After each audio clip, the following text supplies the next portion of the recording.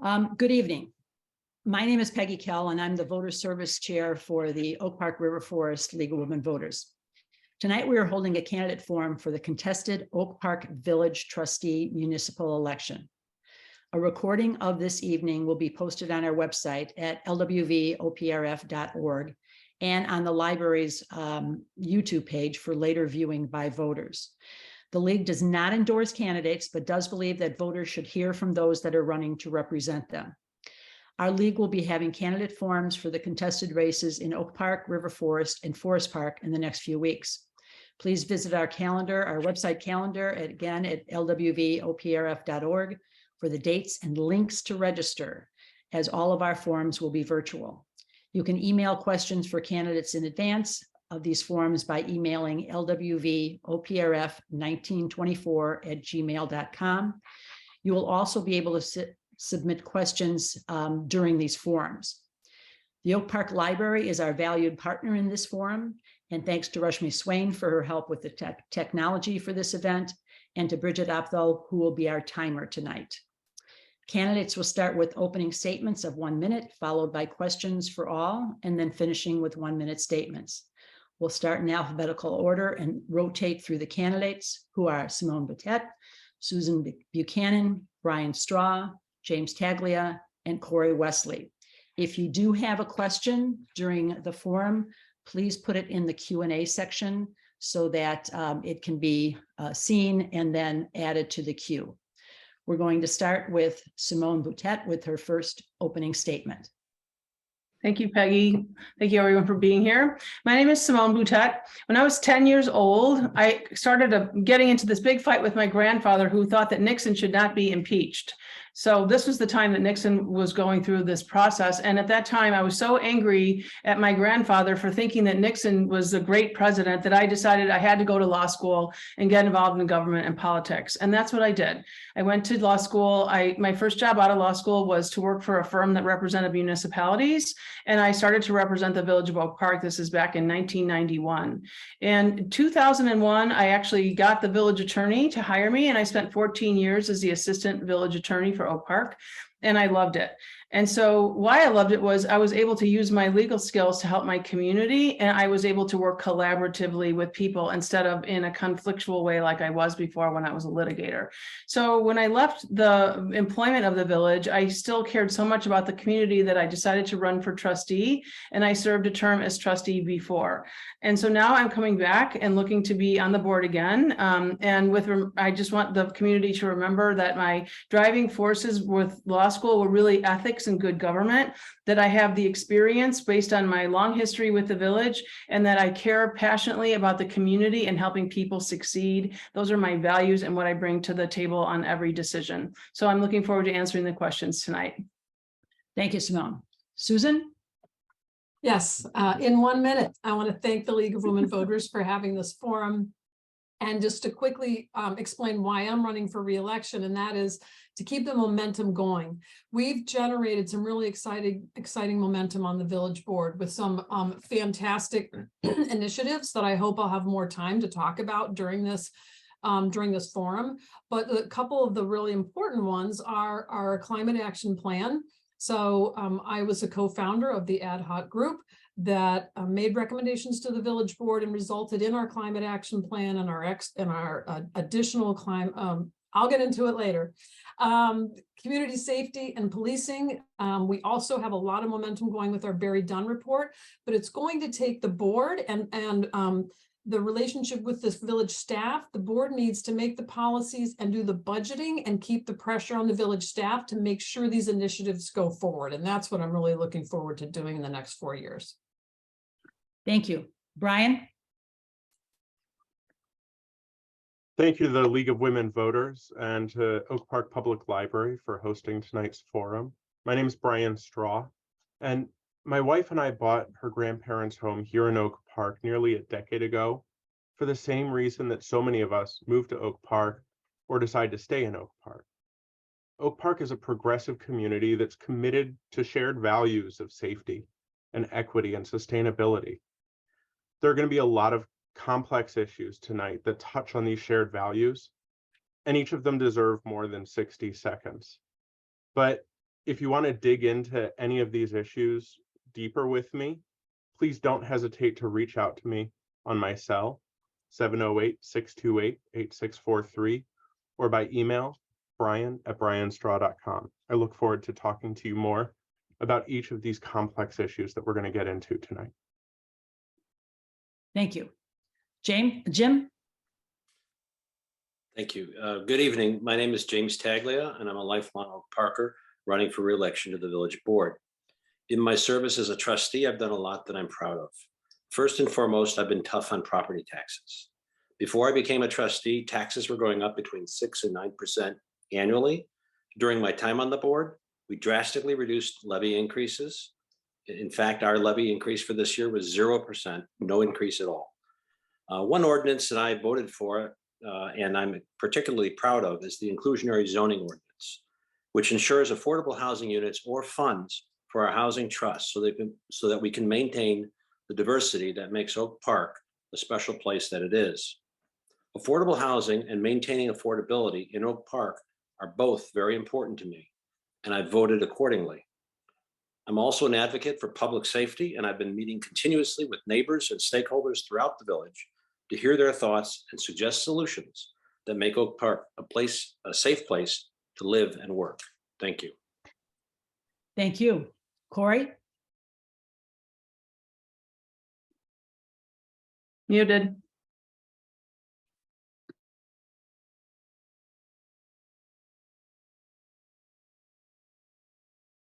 Can you guys hear me now?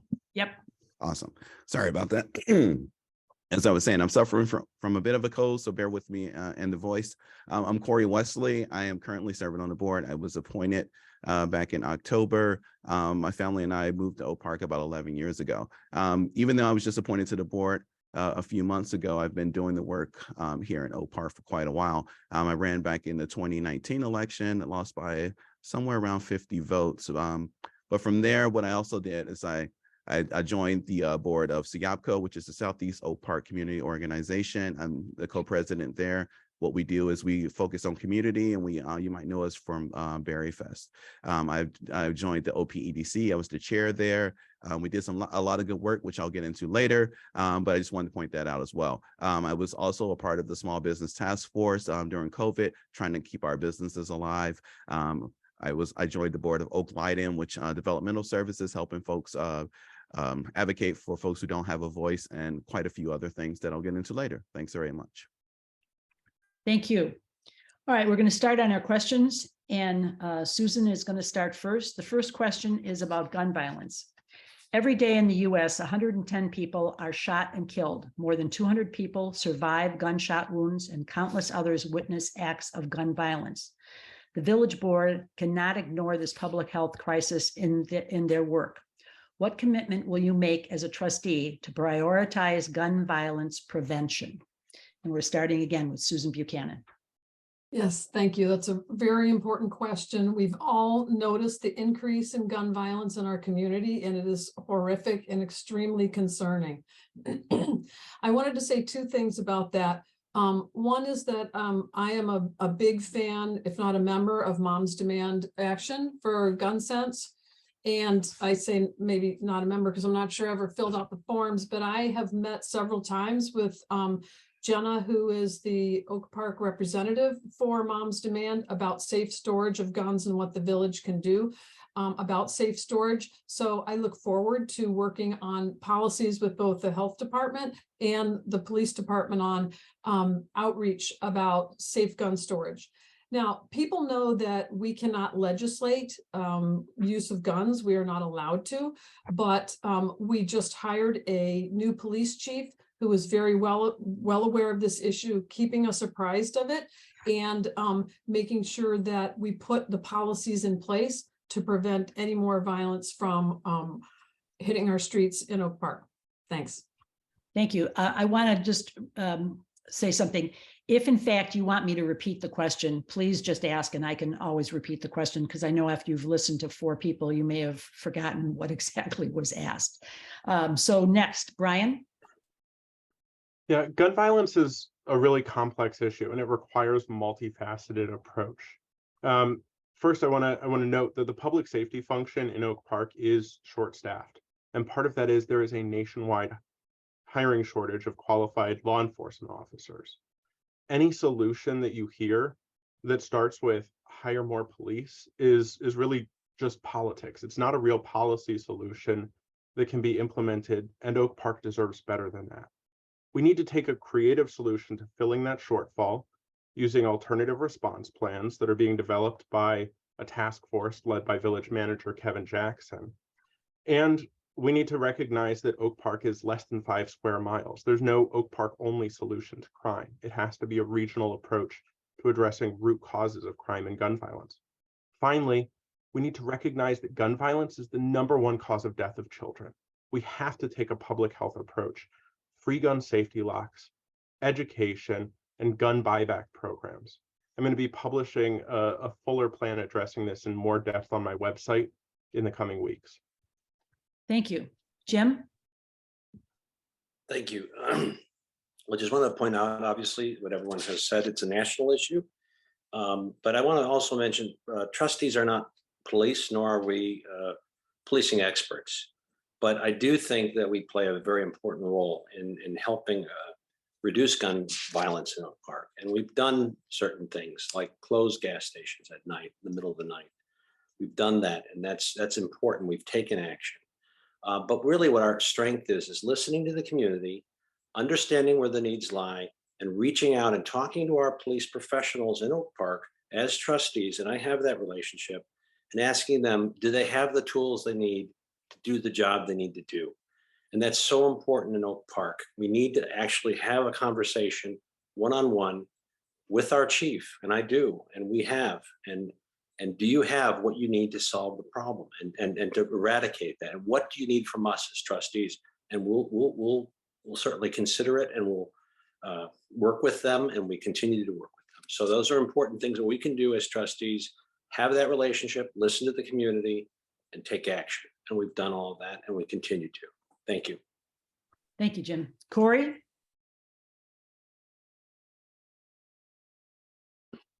Sorry about that. Yeah, so just to echo what everyone else has said, right? This is a regional issue. We've seen gun violence increase across the Chicagoland region and also the national, across the national as well.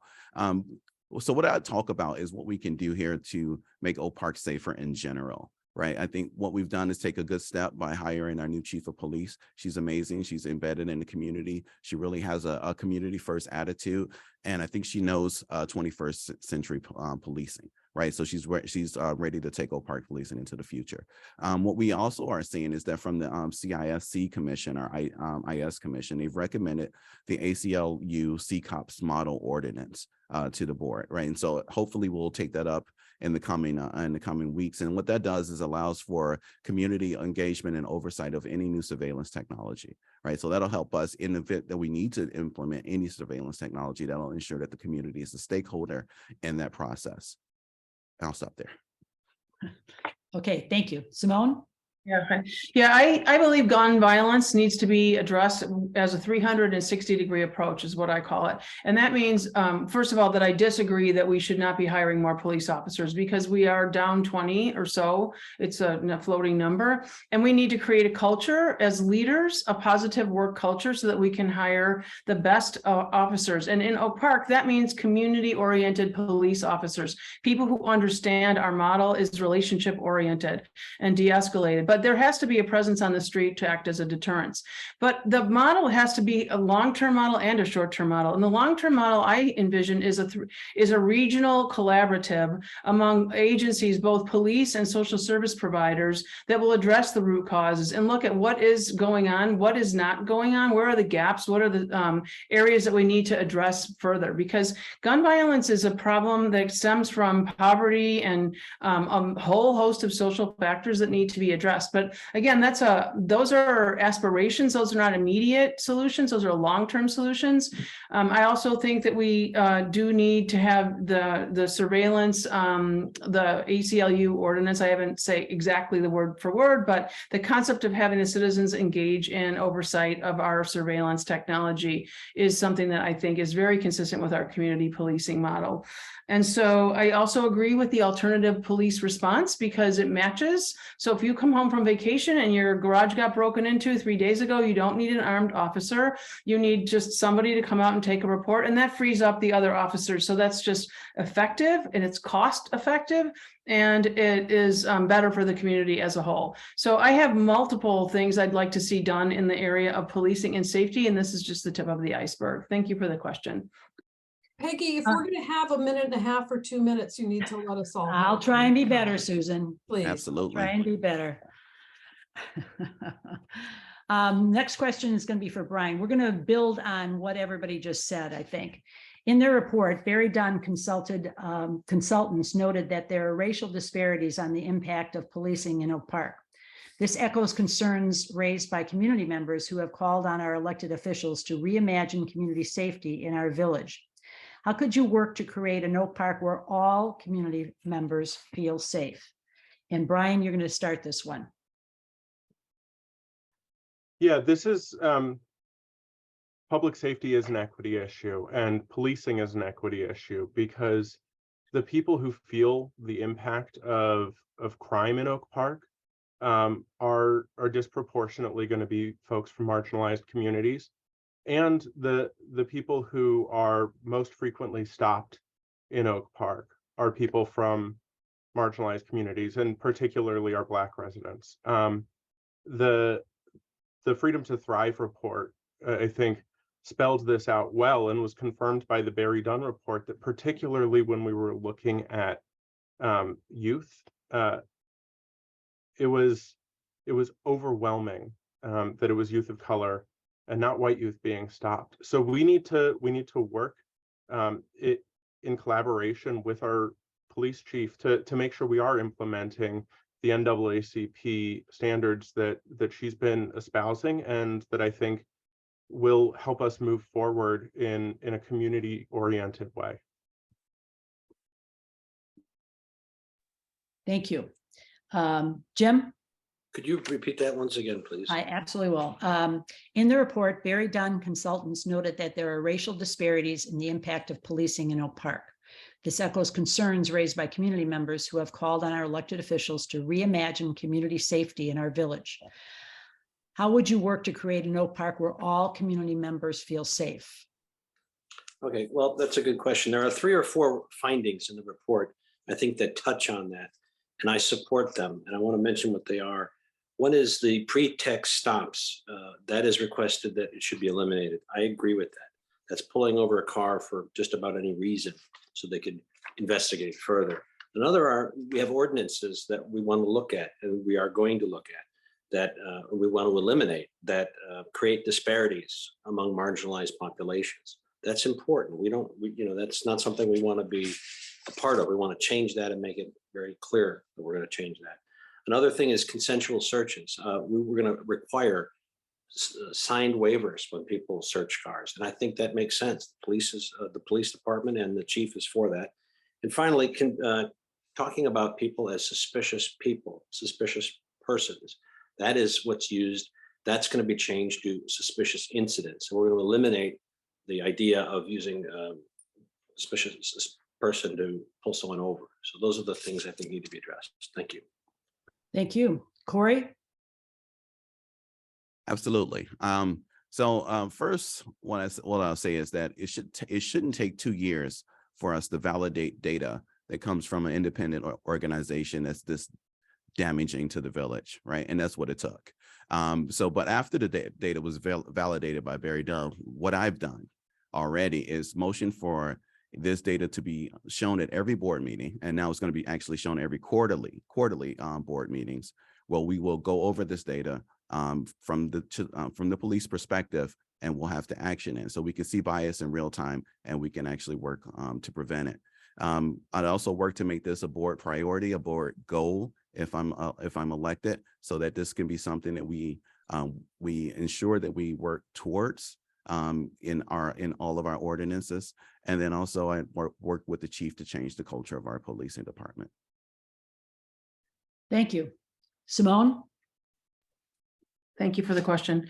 Yeah, so racial equity, the redlining, right? Redlining created ghettos and places like Barrington, right? Here in Oak Park, we try to mix, we've spent our whole entire history trying to mix people together to provide a safe place for everybody. But if you look at safety, and you look at the people that are working in criminology, they look at the demographics of who commits crime, and it's predominantly young people, and it's predominantly males. And the causes of crime are the systemic racism that's created poverty and a whole host of issues in poor communities. So the question of whether or not, the question isn't so much what is the race of the person, but why are they being pulled over? And then if you look at that person, the question is, why is this person engaging in a life of crime? And those are the things that, if we're talking about social services, we have to be real and talk about, these are the people that we're trying to provide the social services to, so that they can adopt positive life choices. And so I feel like I'm a little bit post race in this thing, in terms of not being afraid to say that our crime comes from our surrounding areas that are poor, Okay. and that's a result of racism. And that's what we have to get to the root of. Thank you, Simone. Susan? Yes, I'll take an opportunity in answering this question to talk about the role of the board in public safety. So we've already talked about our policing, and what we have done already as a board is we hired the Barry Dunn consultant. We chose the consultant that we thought would do the best job, and we gave Barry Dunn a very clear directive of, we want to look at not just numbers and performance evaluations and funding. We want to look at the behavior of our officers. We want you to talk to the community and find out from them what their experiences are, and then bring back to us what you found. It is a 285-page report or something with dozens of recommendations. And Trustee Taglia already listed some that I agree are extremely important. And as a board, we need to stay on top and in collaboration with our police chief and police department to make sure that those are carried out. That's one thing that I think you can look at our board and see that what we've already done. And I'm really proud of how we've done that. But our role is really to stay on top of them and push them in the direction that we want them to go. Thank you. The next question, Jim, is for you first. What are examples of issues that should be tackled with neighboring communities versus those taken on as a silo? Thank you. That's a good question. So as neighboring communities, there are a lot of spillover effects, and we're seeing that right now with Berwyn and Roosevelt Road. We have some bars in Berwyn that there's some violent activity that's spilling over, and we're reaching out to Berwyn. We're talking to Berwyn. I've met with my counterpart in Berwyn, the alderman that's in a particular zone there, trying to address the crime and the issues that we're seeing related to a particular bar. And so we need to work collaboratively with our community partners. And I think that our village manager also and staff have reached out to Berwyn. So in those kind of things where there has to be a lot of communication from all levels, the mayor, the police chief, the people in parking or transportation, all the way through. And we've done that there. And I think that's a good model to follow moving forward. Thank you. Thank you. Corey? Yes. So I'd say community safety is one of those issues that we should definitely be working with our neighbors on. Crime doesn't really respect any street boundaries and doesn't respect the boundaries of any municipality. So working together with our neighbors on keeping all of our communities safe can only make all of us safer. Sustainability is another issue that I think we should be working collaboratively on. You know, as you know, Oak Park is 5 square miles, 54,000 people. But once we band together with our neighbors and take a more regional approach, we can amplify our efforts and make more of an impact.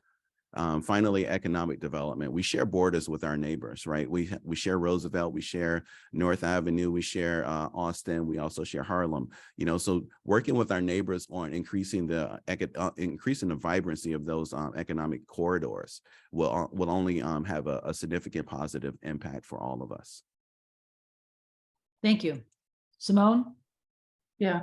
So one initiative that I'm very excited that might finally get done is the collaboration between the 3 municipalities to redo the Harlem Avenue Bridge where the CTA is. And so I think that's a great opportunity to work collaboratively. I believe in relationship building, and I believe in any opportunity that we have for horizontal collaboration, which that's what I mean about like public safety rather than vertical, which I mean when we were talking about consuming or taking over the township, which is vertical. Anytime that we can consolidate or look at other services that we can provide across municipalities is a economic and a service opportunity. I think that economic development, certainly on North Avenue, we need to be working with Chicago, which we are. And on sustainability, I think we're, so far we're doing pretty good with the C4 initiative that's actually brought some money in so that we can work on sustainability, which clearly does not respect the municipal boundaries. It's a global issue. So there's many things that I think we could work with collaboratively. Thank you. Susan? Yes, I would agree that working with our surrounding communities makes sense since we are surrounded by other residents with similar problems that we have. One example of the ways that we're already doing it is the C4, which is just a fantastic collaboration on sustainability, because the truth of the matter is often Oak Park has the resources, has the people with training, people with the knowledge that's not necessarily present in our surrounding communities when we're dealing with problems that affect all of us. So I love this opportunity to learn from each other, to find out what other communities' priorities are, and then to see how we can work together to bring in grant money, to bring, in sustainability, whether it be in safety, whether it be in development. Working with other communities can only go the right direction, in my opinion. Thanks. Thank you. Brian? I think that C4, the Cross-Community Climate Collaborative, is an excellent example of this cross-community regional collaboration. It's 15 localities, 7 generations ahead, and urban efficiency experts working together to pursue grant opportunities and make changes that can have a significant impact on a regional basis. And I think that we should take that as a model and implement it when we're talking about community safety, because as multiple people have already noted, this is a regional issue, and when we're looking at where crime originates, sometimes it originates from beyond our borders, and that's why an Oak Park only, police only solution doesn't necessarily prevent crime. Working on a regional basis, we're going to be able to address those root causes of crime that cause the crime that's happening in our community. Thank you. The next question, Corey, you're going to start. What do you see as the optimal sharing of authority and responsibilities between the village president, the village manager, and the board of trustees? Well, frankly, I think the current system is effective.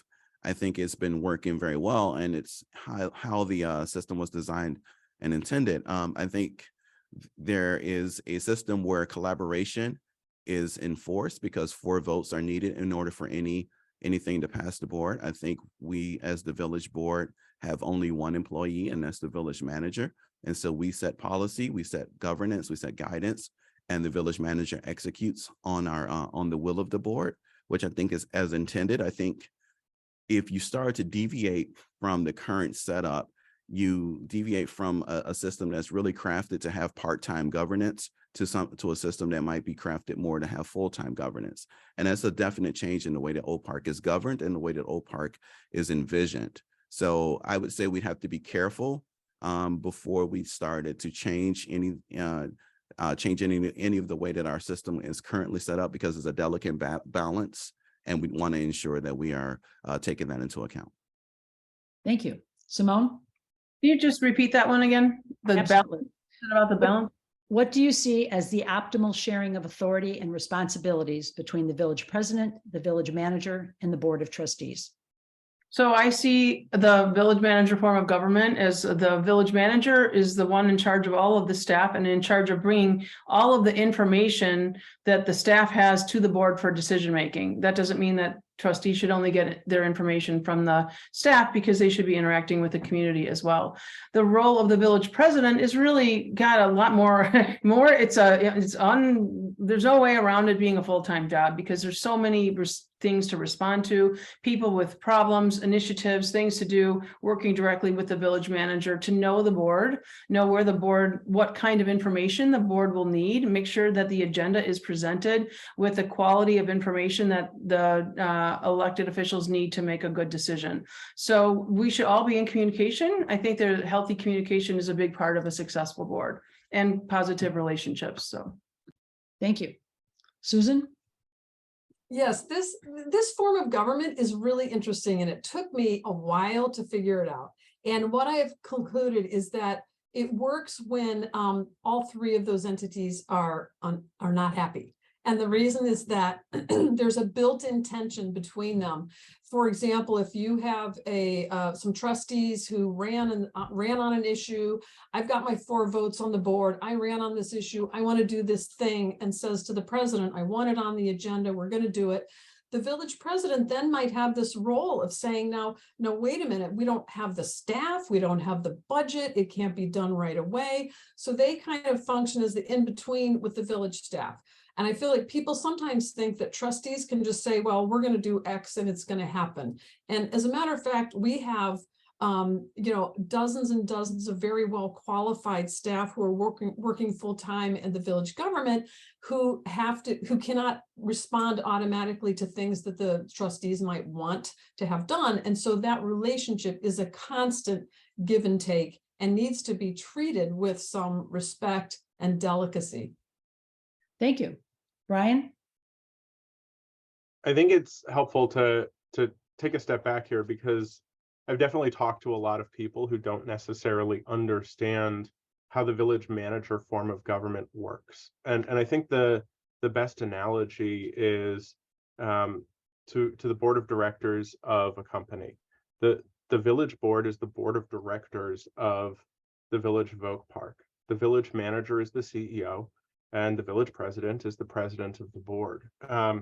The board of directors doesn't do the business of the business. The village board directs their only employee, the village manager, the CEO of the village, what direction the business needs to go. It sets strategic direction. It has the additional legislative authority. And based on that, we can set direction, we can push for faster timelines, but our only authority is higher fire authority over the village manager, and we need to understand that, and that's the tension. Thank you. Jim? I don't have a lot to add here because I think it's all been pretty well covered, but I just would say that the president is the head of the board, and that role is important to get ideas out there, to rally people, to form, to work with them, to direct them, to help them understand the roles of the staff. And I think that we have a lot of collaboration on our board currently. I mean, we're very collaborative. We all talk to one another one-on-one, and we all have the same vote, though. That's important to say. All 7 of us, including the president, we all have an equal vote. And it is important to have 4 votes on anything you want, and it's up to the trustees to really work hard. And if you want something, you have to work with your other trustees and the village manager. And it's very important. He's new and he's doing an excellent job. I really think he's fabulous. And he's just taking some time to get up to speed, but it's working perfectly right now. But thank you. Thank you. Simone, you're going to get the next first question. Do you think the village is doing well in terms of inclusion of people with disabilities? And if yes, could you give an example of something the village is doing well? If you don't think it's doing well, what can be done better? So what I've noticed we have a Disability Access Commission. We don't necessarily, at least in my time on the board, didn't get a lot of information from them. So with our commission structure, having a commission is actually useless unless they bring the recommendations to the village board. So I would be looking for that in order to say, because I'm not disabled, I'm not going to be able to say what it's like or what needs to be done. I have noticed that there's been more sidewalks or curbs reconstructed with the bumpy red stuff so that people know that they're coming upon a street and other things like that. But honestly, for me, I, being an able-bodied person, would be completely listening to the needs of others and not injecting my own opinion on that. And I would be welcoming anybody's input on that. Thank you. Susan? Yes, I hate to start out with something negative, but I was really frustrated when the disabled access to the village hall was dysfunctional for a while. I think my whole first year on the board, there wasn't the wheelchair access to the front door was not functioning, and it wasn't getting fixed, and my head was about to explode on that one. But I would agree with Simone that listening to our commission, we, like she said, we actually have a Disability Access Commission. It is there for a reason, to inform those of us who are not as aware about what the needs are from our disabled community. Now, of course, there are some things that we have to follow by law, but that's just the bare minimum. To make everybody feel included, not only does the law need to be followed, but we need to behave in an inclusive manner. And that means by the language that we use and the materials that we print and our general attitude of inclusivity. So I do think we have some way to go to reach that. Thank you. Brian? I want to flip on its head the idea that we need to put the burden on the Disability Access Commission to come to us and tell us what we're doing wrong. We need to be doing a better job as a village, taking issues to the Disability Access Commission and seeking their feedback. On the Transportation Commission, we recently sent our recommendations on what the process should look like for a Vision Zero plan. And one of the things we highlighted is, as we're developing a Vision Zero plan, we absolutely need to be talking to the Disability Access Commission. We need to be talking to the Aging in Place Commission. These important plans that impact these marginalized communities need to be done in cooperation. One issue that I've had brought to my attention is bag buttons in Oak Park. We need to turn off bag buttons. You should be able to walk the street without asking permission. Thank you. Jim? That's actually a very good point, because that's been mentioned before, and bag buttons, and I do support that. And I think it's important, and when I look at our village hall, as Susan mentioned, there were issues, but we had issues with our lift going into the council chambers, and we've looked at replacing that lift and upgrading it, and it is very, very expensive, and actually putting a fully functioning elevator into that position. And we do need to listen to people with disabilities more.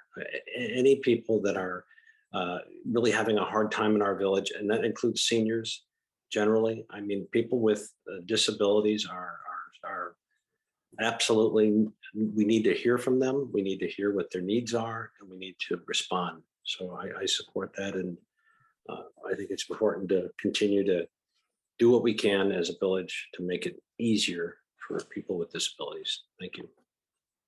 Thank you. Corey? Can you repeat the question for me? Absolutely.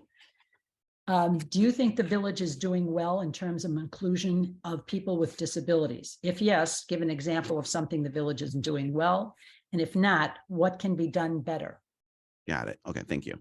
So I think it's important to note that disability spans across a multitude of things, right? So from infrastructure to access to IT, for example. I think whereas the village is currently developing a new community-facing portal, right? One of the things that we have to remember is that not everyone has the same level of ability when it comes to accessing that information, right? So we have to make sure that we design that portal in a way that folks with disabilities can access it.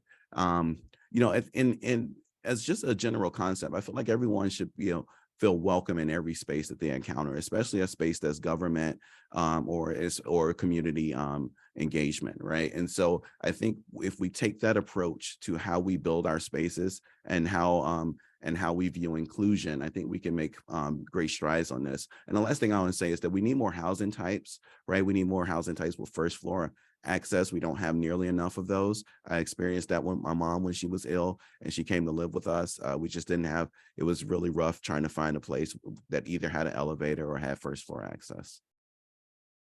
Thank you. Next question, Susan, you're going to take it first. Do you think Village Hall is still a viable building for all the services it needs to provide?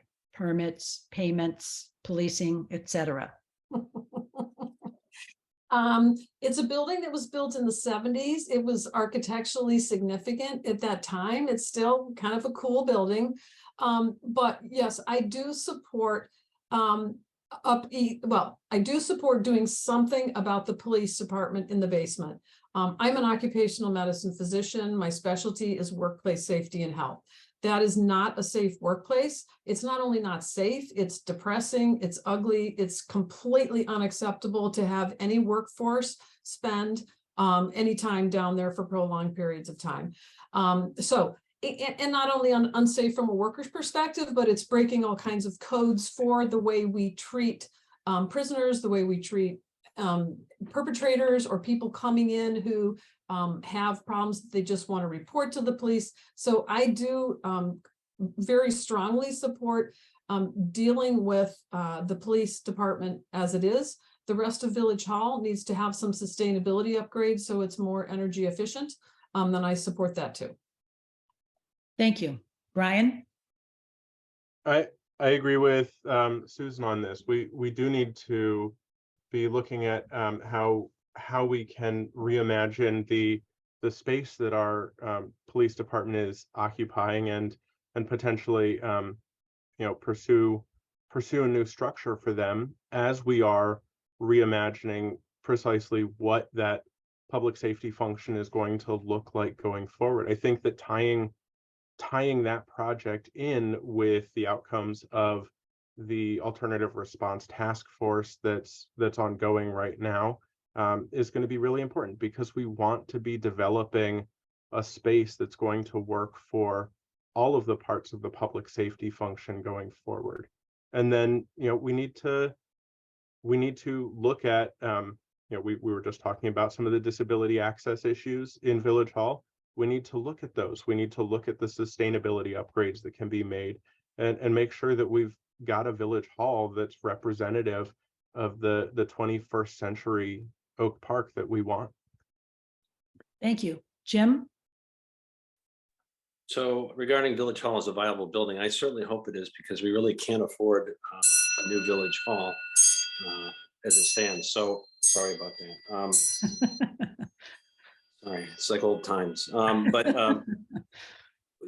in terms of the policing, yes, we do have issues with policing, with mold in the mildew. We've got asbestos. I think there's some lead issues potentially. And I think that's going to be addressed coming forth. And generally, though, the building's in good shape. The upper floors are in good shape. We do, as Susan mentioned, need some sustainability upgrades at various parts of the building. But the policing part is in great need. And I've said it before, any other department and any other taxing body or village would not put up with the working conditions. It's not right. We need to treat people as we want to be treated. And I see that as a big problem with the policing right now, because it's just not acceptable. Thank you. Thank you. Corey? Yeah, I'm sorry. Can you repeat that question one more time? Do you think Village Hall is still a viable building for all the services it needs to provide, like permits and payments and the police department, et cetera? Got it. Thank you very much for that. So absolutely, I think the building is perfectly fine for most of the services that we provide. As we just move further into the future, we're providing a lot more of those services online as well. So that that reduces some of the impact and some of the need for spaces. I mean, coming out of the pandemic, a lot of folks are working from home. That's no exception in our village as well. So that also reduces the need for some of the spaces that we have. So I think Village Hall as a whole can still be the home of our village government, you know, for I guess the foreseeable future. Now, the police station there is horrible. And I think we definitely need to do something about that. So I'll echo everyone else who said that. If you've ever taken a tour of that, I mean, it's immediately apparent that we really just can't have folks working in conditions such as those, right? And it doesn't really matter what function of government they're providing. The place that it's embarrassing, to be quite honest, and we need to do something about it. Thank you. Simone? Yeah, like others, I support the construction of new facilities for the police. My vision is that we would create a building for the police that represents the type of policing that we believe in Oak Park, which is community-oriented policing, so that we would create community spaces, a welcoming atmosphere, and use the building architecture to actually help build trust, have community spaces or other ways that it breaks down the barrier between the police and the public. On the building itself as Village Hall, I find it very sad, the current condition of Village Hall, because when I worked there, the Village Hall, which was designed to represent open government, was alive with people and vibrancy. Now it's walled off, which is depressing. And it's the whole architecture, the whole purpose of the architecture is no longer being met by having that open engagement. And it was a fun place to be because of all the citizens and all the interaction. So we are providing less services. It seems very empty right now to me and quiet. So I would say, yes, it's certainly sufficient on the upper levels, but not for the police. Thank you. Our next question, Brian, you're going to start it off. Do you favor limiting the extent to which new developments are permitted to exceed zoning standards for height, density, and setbacks? I think that it's important to understand that zoning standards are really the way to begin the conversation with the village and with the community. What I would support is changing the way the development process is done in Oak Park. Currently, the developer works with the OPEDC and goes back and forth with them, and then works with village staff and goes back and forth with them. All of this is without public input. At this point, there's a pro forma neighborhood meeting, and only after that process is complete is a plan submitted to the village formally, and it goes to the plan commission. And at that point, the neighbors get to have their input. But it can feel like the cake's already baked at that point. We need to move the community input earlier in the process so that community feedback can actually help change what the plan looks like, rather than just being part of a yes or no, up or down vote at the end. Thank you. Jim? Could you repeat that, please? Yes. Do you favor limiting the extent to which new developments are permitted to exceed zoning standards for height, density, and setbacks? Well, that kind of discussion in terms of the requirements and a new development go before a plan commission if it's a plan development, go before the zoning board if it's a not plan development, and there are discussions about height, and they can ask for variances. I mean, no matter what the requirements are, the rules, anyone can ask for a variance, and they can come in and propose a different height. So I mean, I don't know. It's the way it works, and I think it works pretty well in Oak Park. But it's certainly reasonable to approach it that way. Thank you. Thank you. Corey? Yeah. So zoning is really the initial part of the conversation. There are several opportunities for public feedback in our development process. So I think it's working as intended. In fact, the Planning Commission is the only commission that can actually recommend something to the village board and require a supermajority to overturn it, right? So that's the community right there having an outsized vote in what gets built in our community. But I'll talk a little bit more about why economic development is important, right? So retail follows rooftops. And so in our downtown area, and especially, we're driving across the village, we've driven retail vacancies down to below 3%. We've helped increased sales tax revenue to historic highs. We've had a record number of new business applications, and all of that is because of the economic development and the new development that we've done in Oak Park, right? And so the only way that the village as a whole can remain vibrant and affordable is that we encourage new development in our village. Thank you. Simone? Yeah. Wait, just repeat that one more time. It's about the height, it's about the limitation, right? Right. You favor limiting the extent to which new developments are permitted to exceed zoning standards for height, density, and setbacks. I'd answer that just a simple yes, right? I think that the zoning code should set a by right level, and that there should be some kind of a limit as to what it would exceed, because the community has a right to have some set of expectations, and developers should have a set of expectations as to how high they can go.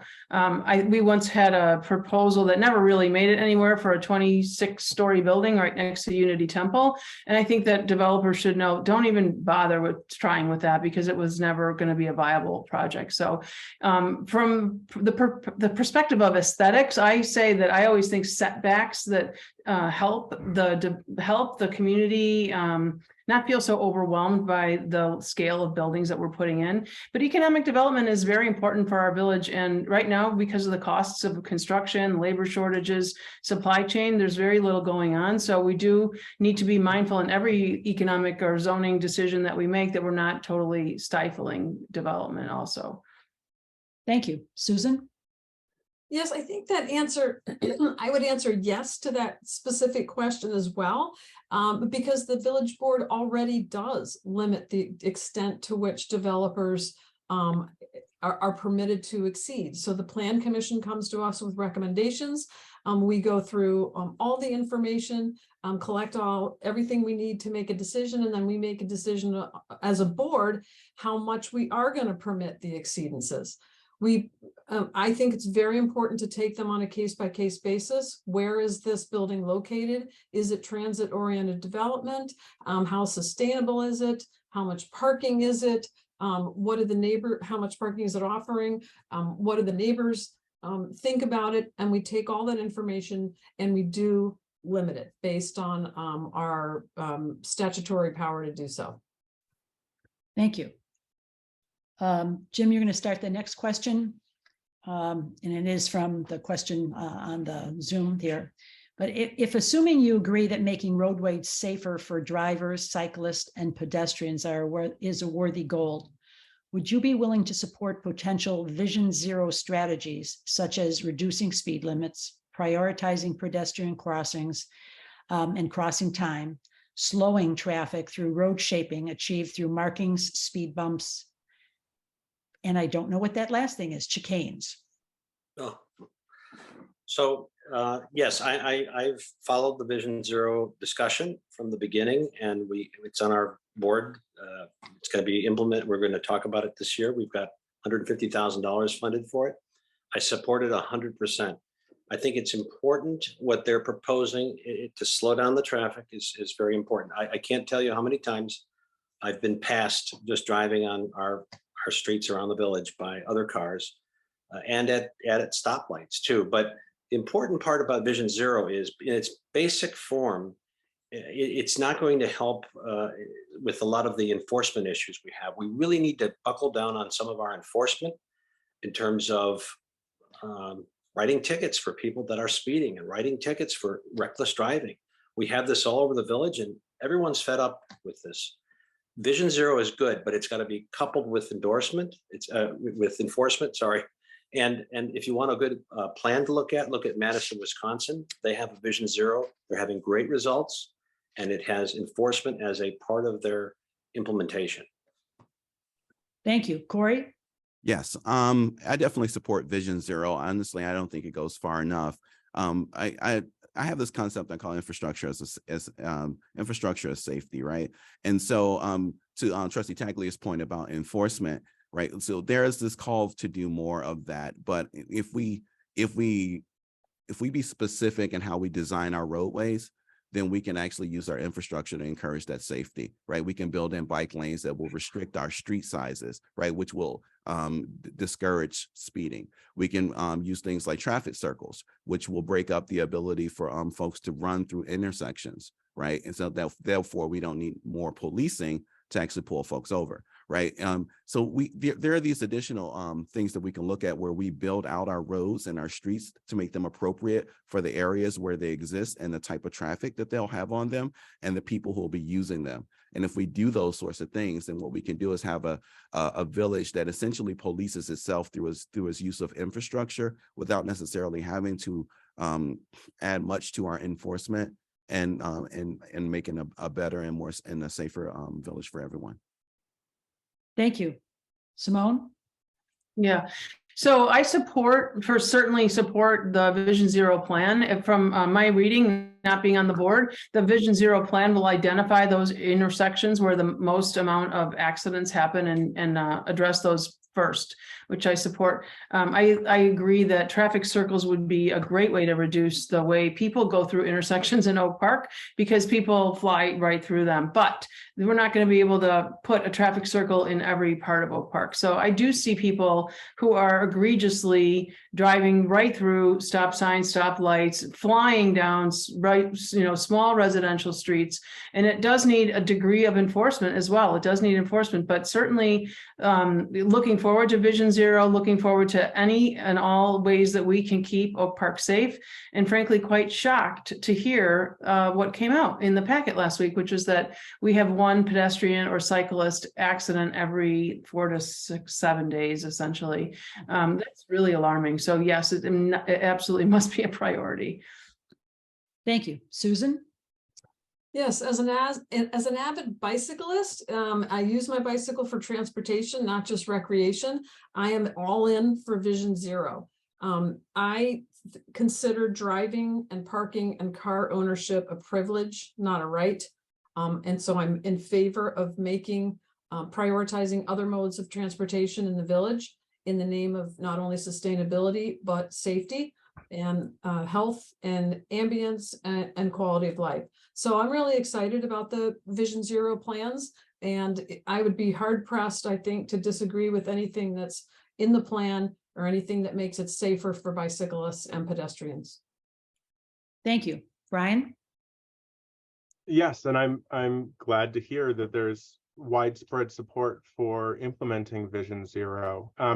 I want to talk for a second about the Neighborhood Greenways plan, because it's a plan that's been on the books in Oak Park since 2015 and has been consistently deprioritized by the village board, consistently rated as a D-level budget priority. And we're only looking at building the first section of it in 2024. So the Vision Zero planning process that we're talking about having $150,000 for is a planning process. And we have a problem in this village of putting together lovely plans and leaving them on the shelf gathering dust. We need to elect a village board that is going to actually prioritize this issue. It is a public health issue. It's a public safety issue. It shouldn't be a surprise that there are 100 people a year in this village being hit by cars, and that's just reported accidents. This has been a problem for years, and it's time to actually take action. Thank you. We're coming to the end here, but I have just 2 questions that will be yes or no. The first question, and Corey, you will start. Again, this is just yes or no, no comments, just a yes or no. Will you support putting a ranked choice voting referendum on the ballot for Oak Park, allowing the voters here to decide whether it should be used for the trustees and village president? Yes or no? That was tricky. I can't answer yes or no. No, maybe. Yes or no. Maybe. Okay. Simone? Yeah, I've done so much. No. Yes or no. It's too complicated to answer that question. It's abstain, whatever. well, right now, no. Yes or no, no comments. Or maybe. Maybe, but it's very Okay. much Susan? more. Absolutely. Thank you. Mhm. Brian? Absolutely. Thank you. And Jim? Yes, absolutely. Thank you. The next one's easier, Simone. What was the first election you voted in? Whatever it was, I must have been in Milwaukee. I think I was in college when the first time I voted in every single election without fail. Absolutely every single election. Okay, Susan? I'm not going to tell you which one. It's going to reveal my age. I will tell you, I voted in the Nixon McGovern. That was my first Okay, I election. didn't vote So in go that ahead. one. Okay, I'm going to say I voted in the first one I was able to vote in when I turned 18. Okay, but you're not going to say which one. You can't make me do it. Brian? The first presidential election that I was eligible for was in 2008, and I voted proudly for Barack Obama. I was working on his campaign as a field organizer at that time. Thank you. Jim? I'll say it, 1984. Okay, and what election was that? Was that presidential or? Yeah, presidential. And okay, we got Corey. Corey? Yeah, 1996, voted for Clinton. All right. Thank you. Okay, guys, you've done a great job. We're going to finish this up with the 1-minute closing statement. Again, you can add anything to what you've said before if you don't think you finished a comment or anything, or if you want to add a little bit more about what your background is, you can take this opportunity to do that now. And Susan, you're going to start us off. Okay, great. There wasn't near enough about sustainability, people. This is a huge issue, and our village is doing fantastic things. And I'm actually very proud of what the board and I have been able to accomplish in sustainability with our climate action plan that puts us on track to net zero by 2050, 60% reduction by 2030. Now that's going to be a huge lift to get there by 2030. It's going to take some really tough decisions regarding budgeting and policies. We've already tried to start pushing the village in that direction, but it's going to take a special board. And I think this board is really going to need my energy and my expertise in this area to make sure we meet our climate action goals. I also invite people to visit my website, Susan Buchanan, #4, oakpark.com, where I have information about my priorities, what I've accomplished in the last 4 years, what I hope to accomplish in the next years, as well as bio and pictures and platform issues. So please go there for more information. Thanks again for having this, Peggy. Thank you very much. Brian? Thank you, Peggy, and thank you to the League of Women Voters. Oak Park has a reputation of being a progressive village with a commitment to shared progressive values. And I echo what Susan was saying. We need to be talking more about sustainability and climate change. It's an existential threat facing the village right now. And we have Climate Ready Oak Park is a fantastic plan.